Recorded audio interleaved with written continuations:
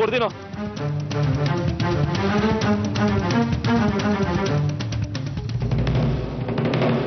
ಲೇ, ಮಗುನ police station ಹತ್ರ ಬಿಟ್ಟು ಬಂದ್ರಿ ತಾನೆ? ಯಾರಿಗೂ ಡೌಟ್ ಬರ್ಲಿಲ್ಲ ಅಲ್ವಾ? ಬಾಸ್, ಅದು ಮಗುನ ಇನ್ಸ್ಪೆಕ್ಟರ್ ಮನೆ ಹತ್ರ ಬಿಟ್ಟು ಬಂದೆ.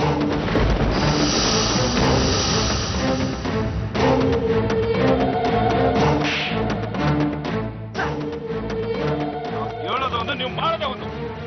ಪೊಲೀಸ್ ಸ್ಟೇಷನ್ ಹತ್ರ ಬಿಟ್ಟು ಬರ್ರೋ ಅಂದ್ರೆ ಹೋಗಿ ಹೋಗಿ ಪೊಲೀಸ್ ಅಪ್ಪನ ಮನೆ ಹತ್ರ ಬಿಟ್ಟು ಬಂದಿರಲ್ರೋ.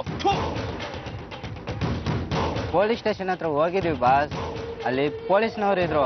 ಮಗು ಏನಾದ್ರು ರಂಪಾಟ ಮಾಡಿದ್ರೆ ಸುಮ್ಮನೆ ಯಾಕೆ ಕತೆ ಅಂತ ಅವ್ರ ಮನೆ ಹತ್ರ ಬಿಟ್ಟು ಬಂದ್ವಿ. ಹೌದಣ್ಣ? ಲೈ ಲೈ ಲೈ ಲೈ ಲೈ, ಆ ಮಗು ಎಲ್ಲರೂ ತಪ್ಪಿಸ್ಕೊಂಡ್ಬಿಟ್ರೆ ಆ ಪೊಲೀಸರು ನನ್ನ ಡಮ್ ಅಂತ ಶೂಟ್ ಮಾಡಿ ಸಾಯಿಸ್ಬಿಡ್ತಾರೆ. ಎದುರುಬೇಡ ಬಾಸ್, ಗೇಟ್ ತೆಗೆದು ಮನೆ ಬಾಗ್ಲ ಹತ್ರ ಬಿಟ್ಟು ಬಂದಿದ್ದೀವಿ ಮಗುನ. ಹೌದಣ್ಣ?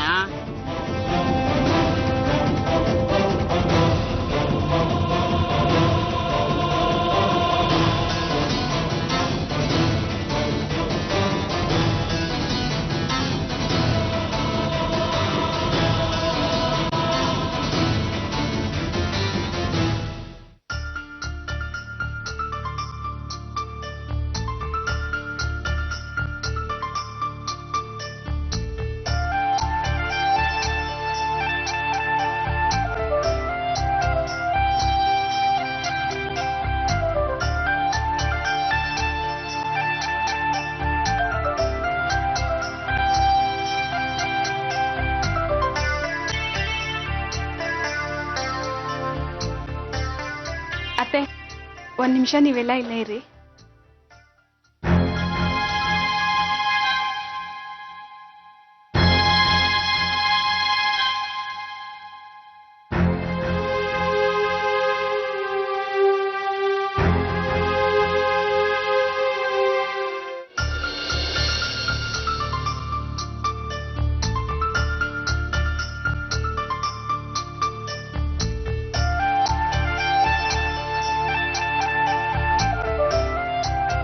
ಮಾವ, ಹುಷಾರಾಗಿ ಹಾಸ್ಪಿಟ್ಲಿಂದ ಬರ್ತಾ ಇದ್ದೀರಾ.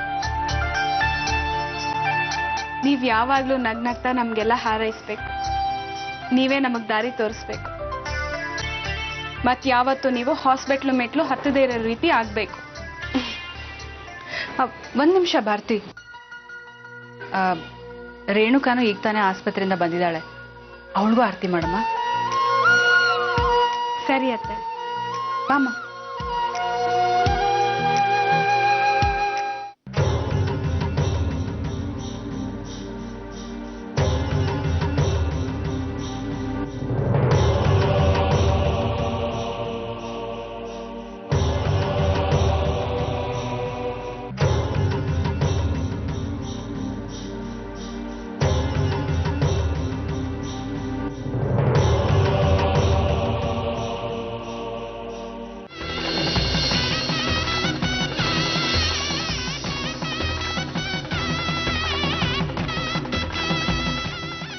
ಅಳ್ಬೇಡ, ನನ್ ಬಿಸ್ಕೆಟ್ ಕೊಟ್ಟಿದ್ದೀನಲ್ಲ, ಅಳ್ಬೇಡ ನೀನು. ಓಯ ತೇಜು,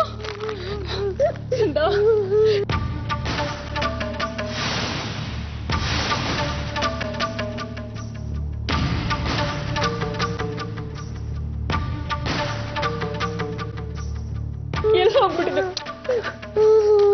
ತೇಜು, ಅಳ್ಬೇಡ ಕಣೋ, ನಾನು ಇನ್ಬಿಟ್ಟು ಎಲ್ಲೂ ಹೋಗಲ್ಲ. ತೇಜು,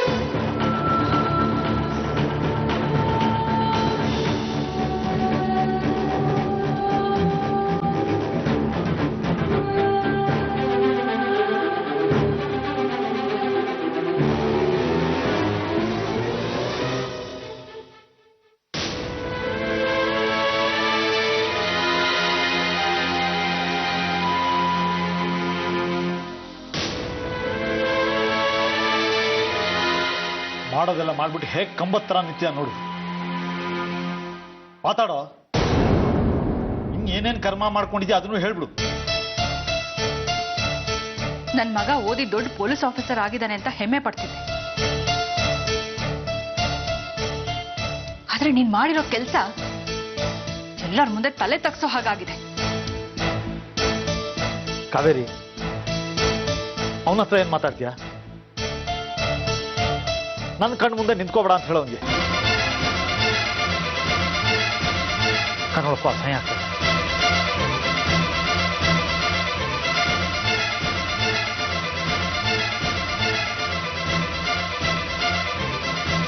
ಅವನು ಹಾಗೆ ಹೇಳ ಅಂತ ನೀನ್ಯಾಕೋ ಕಣ್ಣೀರು ಹಾಕ್ತಾ ಇದೀಯಾ?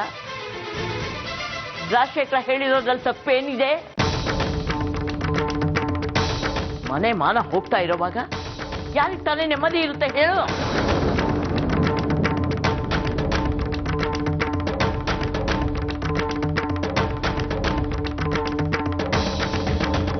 ನಾವೆಲ್ಲ ಇಷ್ಟು ಮಾತಾಡ್ತಾ ಇದ್ರು ಸುಮ್ನೆ ಕೇಳಿಸ್ಕೊಂಡು ನಿಂತಿದ್ಯಲ್ಲ. ಛೇ, ನಮ್ಗೆ ಯಾರಿಗೂ ಹೇಳ್ದೆ ನಿನ್ ಪಾಡಿಗೆ ನೀನ್ ಮದ್ವೆ ಮಾಡ್ಕೊಂಡ್ಬಿಟ್ಯಾ? ಆಮೇಲಾದ್ರೂ ಹೇಳ್ಬೇಕಾಗಿತ್ತಾನೆ. ಮದ್ವೆ ಮಾಡ್ಕೊಳ್ವಾಗ್ಲಾದ್ರೂ ಹೇಳ್ಬೇಕಾಗಿತ್ತಾನೆ. ಹಾಯ್ ಮುಚ್ಕೊಂಡ್ ಮಾಡೋದೆಲ್ಲ ಮಾಡ್ಬಿಟ್ಟು ಈಗ ನಮ್ ಕುತ್ತಿಗೆ ತಂದಿಟ್ಟಿದ್ಯಾ?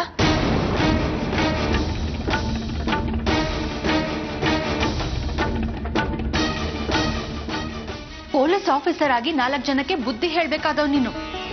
ಜನರಿಗೆ ಅನ್ಯಾಯ ಆಗದೆ ಇರೋ ಹಾಗೆ ನೋಡ್ಕೋಬೇಕಾದವನು ನೀನು. ಆದ್ರೆ ಈಗ ಯಾವ ಅರ್ಹತೆನ ಉಳಿಸ್ಕೊಂಡಿದ್ಯಾ? ಬೇಲಿನೇ ಎದ್ದು ಹೊಲನ ಮೇಯ್ತಾ ಇದ್ರೆ ಯಾರು ನಂಬಕ್ಕಾಗುತ್ತೆ ಭರತ್? ಮಾತಾಡು ಭರತ್. ಯಾಕೆ ಮಾತಾಡೋದಕ್ಕೆ ಕಷ್ಟ ಆಗ್ತಿದ್ಯೇನೋ?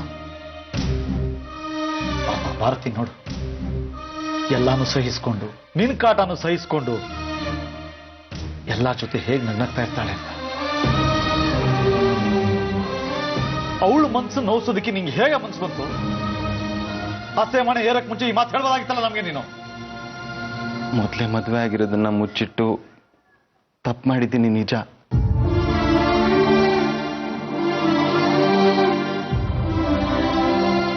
ಅದನ್ನ ನಿಮ್ಮ ಹತ್ರ ಹೇಳ್ಬೇಕು ಅನ್ಕೊಂಡಾಗ್ಲೆಲ್ಲ ಹೇಳಕ್ಕಾಗ್ಲಿಲ್ಲ. ಏನೋ ಒಂಥರ ಭಯ. ಐ ಆಮ್ ಸಾರಿ ಅಪ್ಪ. ಹೇಳೋಕ್ಕಾಗಿರ್ಲಿಲ್ಲ ಅಂತ ಈಗ ಹೇಳೋದಕ್ಕೆ ಹೇಗೋ ನಾಲ್ಗೆ ಬಂತು.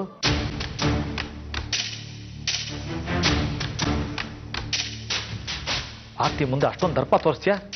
ಈ ರೋಷ ಮೊದಲೇ ಎಲ್ಲಿ ಹೋಗಿತ್ತು ನಿನಗೆ? ಭಾರತಿ ಹತ್ರ ತೋರಿಸ್ತಿದ್ದು ದರ್ಪ ಅಲ್ಲ ಅಪ್ಪ. ಅವಳಿಗಾಗಿರೋ ಅನ್ಯಾಯನ ಸರಿ ಮಾಡಬೇಕು.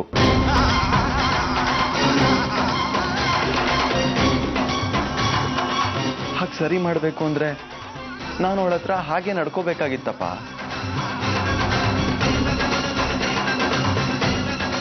ಸುಮ್ನೆ ಅದನ್ನೇ ಹೇಳ್ತಾ ಇರ್ಬೇಡ ಭರತ್ ನೀನು.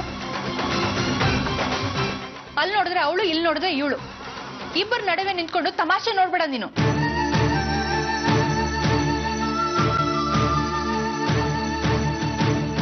ಈಗ ಭಾರತಿಗೆ ಹೇಗ್ ನ್ಯಾಯ ಒದಗಿಸ್ತೀಯ ಅದನ್ನ ಹೇಳು ಮೊದ್ಲು. ಅದಕ್ಕೆ ಮನೋಜನೇ ಬರ್ಬೇಕಮ್ಮ. ಎಲ್ಲದಕ್ಕೂ ಮನೋಜ ಬರ್ಲಿ ಅಂತ ಹೇಳ್ತಿದ್ರೆ ಮನೋಜ ಯಾವಾಗ ಬರ್ತಾನೆ? ಎಲ್ಲಿದ್ದಾನ ಅವನು? ಎಲ್ಲದಕ್ಕೂ ಪ್ರಶ್ನೆ ಹಾಕೊಂತ ಕೂತಿದ್ರೆ ಸಮಸ್ಯೆ ಬಗೆಹರಿಯೋದು ಯಾವಾಗ? ಬಗೆಹರಿಯುತ್ತಮ್ಮ. ಮನೋಜ ಬರ್ತಾನೆ, ಆಗೆಲ್ಲ ಸರಿ ಹೋಗುತ್ತೆ. ನಾನು ಅದೇ ಪ್ರಯತ್ನದಲ್ಲಿದ್ದೀನಿ.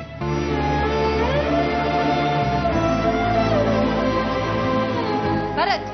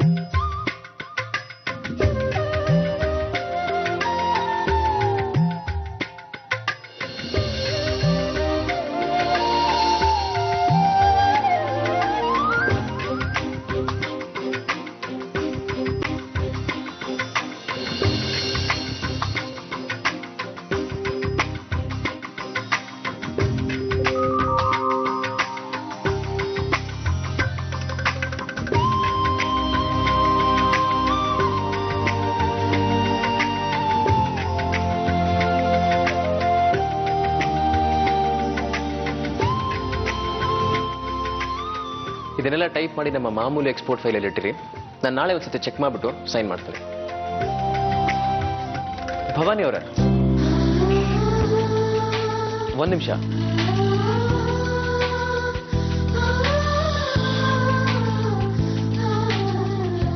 ಅಮ್ಮ ನಿಮ್ಮನ್ನ ನೋಡ್ಬೇಕು ಅಂತ ಹೇಳ್ತಿದ್ದಾಳೆ, ಮನೆಗೆ ಬರ್ತೀರಾ?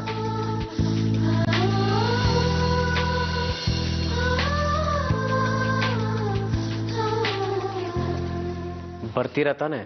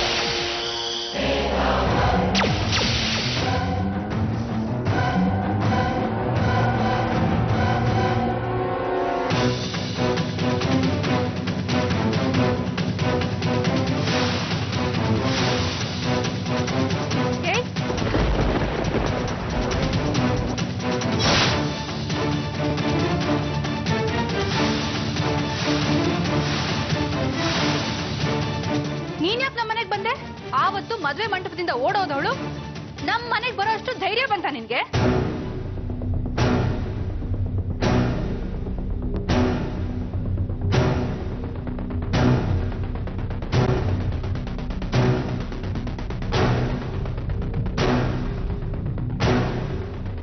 ಆವತ್ ನೀನ್ ಓಡ್ ಹೋದಾಗ ನಮ್ಮ ಮನೆ ಮಾನ ಮರ್ಯಾದೆ ಹೋಗೋದ್ರಲ್ಲಿತ್ತು. ಆದ್ರೆ ಆ ದೇವರು ಭಾರತಿನ ಕಳಿಸ್ಕೊಟ್ಟು ನಮ್ ಗೌರವನ ಉಳಿಸ್ತಾ.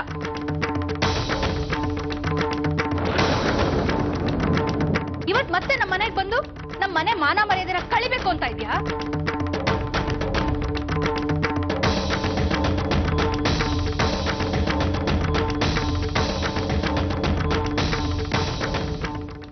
ಅಮ್ಮ, ನಾನು ಇಲ್ಲಿಗೆ ಬಂದಿರೋದ್ರಿಂದ ನಿಮಗೆ ಬೇಜಾರಾಗಿದೆ ಅಂತ ಗೊತ್ತು. ನನ್ನ ಮೇಲೆ ಕೊಂದ್ಬಿಡೋಷ್ಟು ಕೋಪ ಇದೆ ಅಂತನೂ ನನಗೆ ಗೊತ್ತು. ಆದರೆ ನನ್ನ ಈಗಿನ ಪರಿಸ್ಥಿತಿಲಿ ಇದೇ ಸೇಫ್ ಆಗಿರೋ ಜಾಗ ಅಂತ ಅನ್ನಿಸ್ತು. ಅದಕ್ಕೆ ಇಲ್ಲಿಗೆ ಬಂದೆ ಅಮ್ಮ. ನೋಡು, ಆವತ್ ನೀನು ಓಡ್ ಹೋದ್ಯಲ್ಲ, ಆವತ್ತೇ ನಿನ್ನ ಮತ್ತೆ ನಿಮ್ ತಾಯಿ ಸಂಬಂಧ ಮುಗಿದೋಯ್ತು. ಈಗ ನೀನ್ ಏನೇ ಹೇಳಕ್ ಹೊರಟ್ರು ಅದನ್ನ ಕೇಳೋ ಪರಿಸ್ಥಿತಿಲಿ ನಾನಿಲ್ಲ. ನೀನಾಗೆ ಮನೆಯಿಂದ ಹೊರಗೋದ್ರೆ ಸರಿ, ಇಲ್ಲ ಅಂದ್ರೆ ಕತ್ತಿಡ್ದು ಹೊರಗಾಗ್ತೀನಿ. ದಯವಿಟ್ಟು ನನ್ನ ಮಾತು ಕೇಳಿ ಅಮ್ಮ, ಪ್ಲೀಸ್. ಈ ಮನೆ ಒಳಗಡೆ ನಿನ್ನನ್ನು ಬಿಟ್ಟವ್ರು ಯಾರು?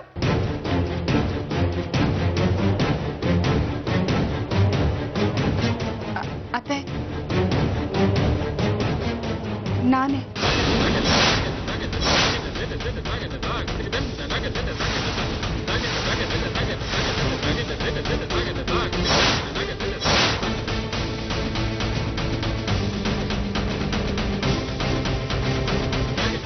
ಎಲ್ರು ಮನೆ ಅಂದ್ರೆ ಏನ್ ಅನ್ಕೊಂಡ್ಬಿಟ್ಟಿದ್ದೀರಾ?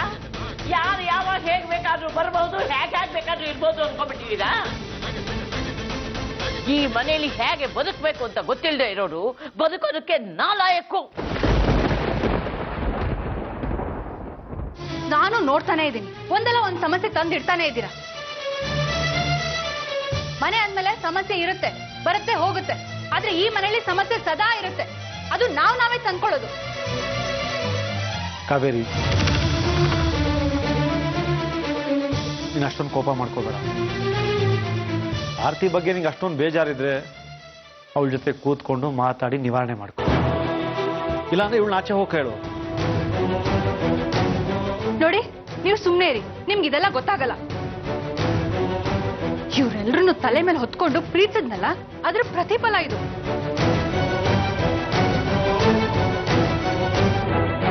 ಇವಳು ಮನೇಲೇ ಇದ್ಲು ಅಂತ ನಿನ್ಗೂ ಗೊತ್ತಿತ್ತಾ? ಹೌದಮ್ಮ.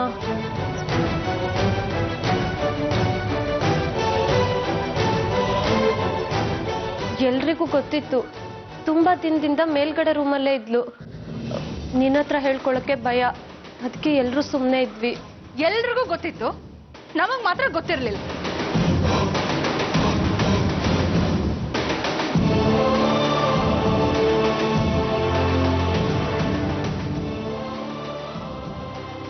ಈ ಮನೇಲಿ ಎಲ್ರ ಮನ್ಸು ಮೋಸ ಮೋಸ ಮೋಸ.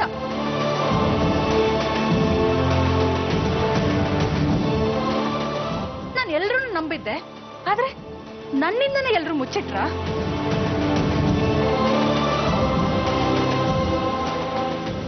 ರೀ, ನಡೀರಿ, ಈ ಮನೇಲಿ ನಮಗ್ ಜಾಗ ಇಲ್ಲ, ನಾವೆಲ್ಲಾದ್ರೂ ಹೊರಟೋಗೋಣ.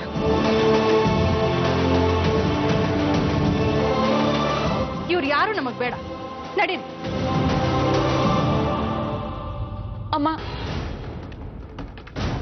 ಅಮ್ಮ ಪ್ಲೀಸ್ ನನ್ನ ಮಾತು ಕೇಳಿ.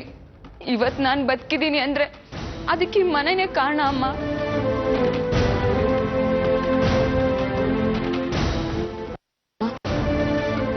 ನಮ್ಮ ಭಾರತಿ ನನ್ಗೆ ಆಶ್ರಯ ಕೊಟ್ಟಿರ್ಬೋದು,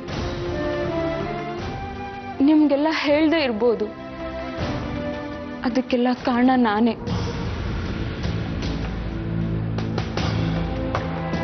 ಅವಳು ಅತ್ತೆಗೆ ಹೇಳ್ತೀನಿ ಅಂದಾಗೆಲ್ಲ ಅವಳನ್ನ ತಡೆದವಳು ನಾನು.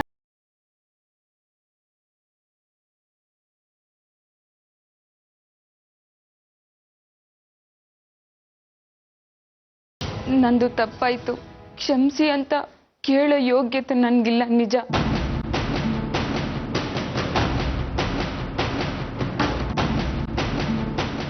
ಆದ್ರೆ ಬದುಕೋದಕ್ಕೆ ಒಂದೇ ಒಂದು ಅವಕಾಶ ಕೊಡಿ ಅಂತ ಕೇಳ್ಬೋದಲ್ವಾ ಅಮ್ಮ?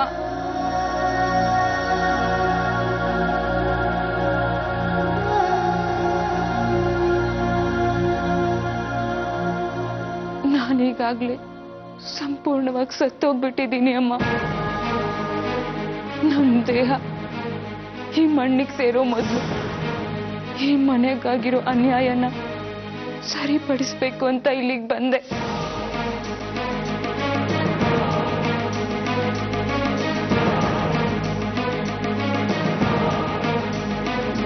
ಈ ಮನೆಗೆ ಪ್ರಾಬ್ಲಮ್ ಶುರುವಾಗಿರೋದು ಯಾರಿಂದನೂ ಅಲ್ಲ ಅಮ್ಮ, ಆ ರಾಜೇಶ್ನಿಂದ.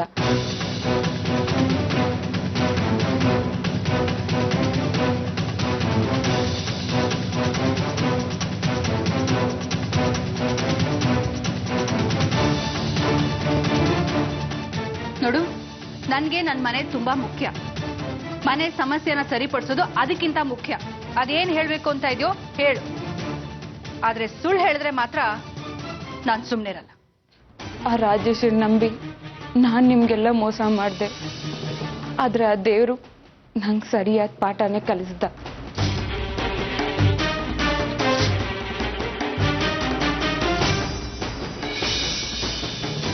ನಾನು ಒಬ್ಳೇ ಅಲ್ಲ ಅಮ್ಮ, ನನ್ನಂತ ಸಾವಿರಾರು ಅಮಾಯಕ ಹೆಣ್ಮಕ್ಳು ಅವನ ಕೈಯಲ್ಲಿ ಸಿಕ್ಕಿ ಒದ್ದಾಡ್ತಾ ಇದ್ದಾರೆ.